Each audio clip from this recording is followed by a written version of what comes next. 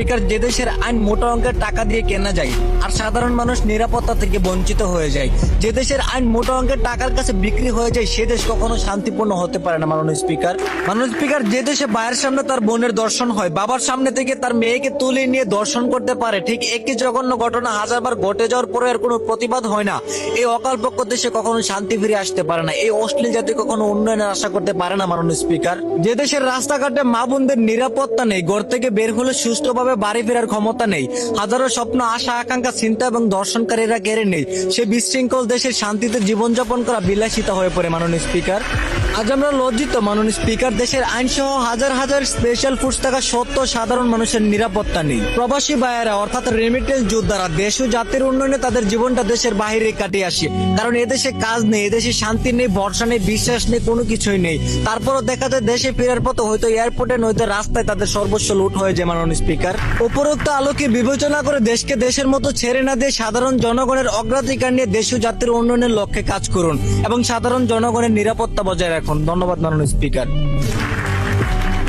এখন দ্বিতীয়বারের মতো সংসদে বক্তব্য রাখবেন মিস্টার দুলাল। মাননীয় সদস্য, আপনার সময় 2 মিনিট। ধন্যবাদ মাননীয় স্পিকার। মাননীয় স্পিকার, আজ আমি দেশের কোটি কোটি প্রবাসী ভাই বোনদের কথা বলতে চাই, যারা পরিবার ও মাতৃভূমি ছেড়ে বিদেশের মাটিতে অক্লান্ত কঠোর পরিশ্রম করে দেশের অর্থনীতিকে শক্তিশালী করছেন।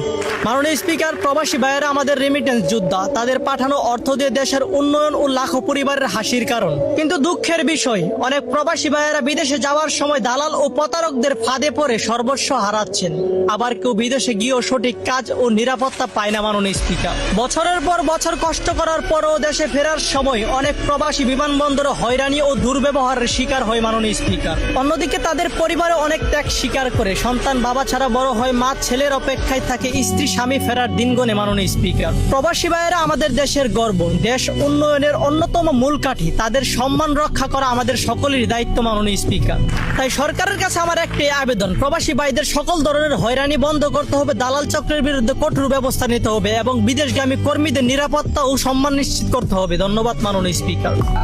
তৃতীয়বারের মতো সংসদে বক্তব্য রাখবেন মোহাম্মদ শাকিল। মাননীয় সদস্য, আপনার সময় 2 মিনিট। ধন্যবাদ মাননীয় স্পিকার।